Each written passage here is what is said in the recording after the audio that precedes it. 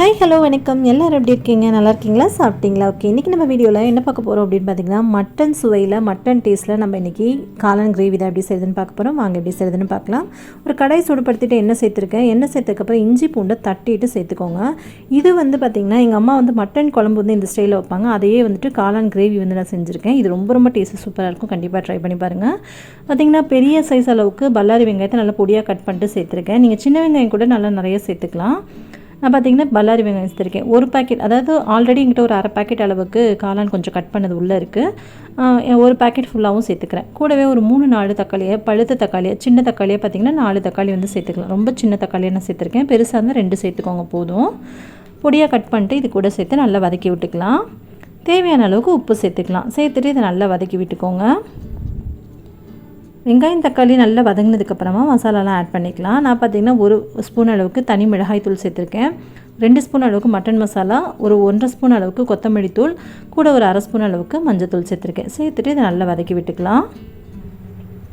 இப்போ மசாலாவோட பச்சை வாசனை நல்லா போகிற வரைக்கும் நல்லா வதக்கி விட்டுக்கலாம். போனதுக்கப்புறமா நம்ம எடுத்து வச்சுருக்க காளான், நான் ஏற்கனவே அரை பேக்கெட் வச்சுருந்தேன். கூட ஒரு பேக்கெட்டை இப்போ நான் காமிச்சதையும் கட் பண்ணிவிட்டு இந்த மாதிரி கட் பண்ணிவிட்டு சேர்த்துக்கிறேன். சேர்த்துட்டு ஒரு தடவை நல்லா மிக்ஸ் பண்ணி கொடுத்துக்கோங்க.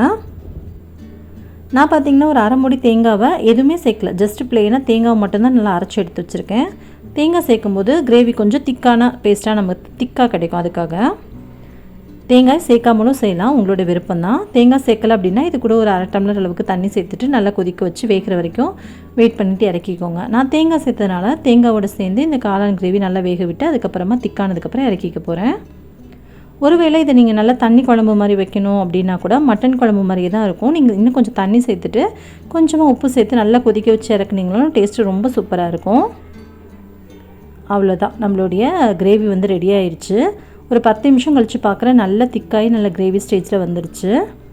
உங்கள்கிட்ட மல்லி இலை இருந்துச்சு அப்படின்னா நல்லா மேலே தூவி இறக்கிக்கோங்க. என்கிட்ட மல்லி இலை இப்போ இல்லை அப்படின்றனால கருவேப்பிலை போட்டு நான் சர்வ் பண்ணிக்கிறேன். பாருங்கள், நல்லா திக்காக நல்லா வாசனையாக சூப்பராக இருக்குது. இது செய்யும் போதே அவ்வளோ வாசனையாக இருக்கும். அவ்வளோதான், அப்படியே கருவேப்பிலை தூவிட்டு நம்ம அப்படியே சர்வ் பண்ணிட வேண்டியதான். கண்டிப்பாக ட்ரை பண்ணி பாருங்கள், ரொம்ப டேஸ்ட்டு சூப்பராக இருக்கும். ட்ரை பண்ணிவிட்டு எப்படி இருந்துச்சுன்றதை கீழே கமெண்ட் பண்ண மறந்துடாதீங்க. இவ்வளோ நேரம் பொறுமையாக பார்த்தவங்க அனைவருக்கும் ரொம்ப நன்றி. நீங்கள் இது வரைக்கும் நம்ம சேனல் சப்ஸ்கிரைப் பண்ணலன்னா சப்ஸ்கிரைப் பண்ணிட்டு பாருங்கள். கூட வர பெல் ஐக்கானை கிளிக் பண்ணிவிட்டு பாருங்கள். ஆல் அப்படின்ற ஆப்ஷனையும் கிளிக் பண்ணிவிடுங்க.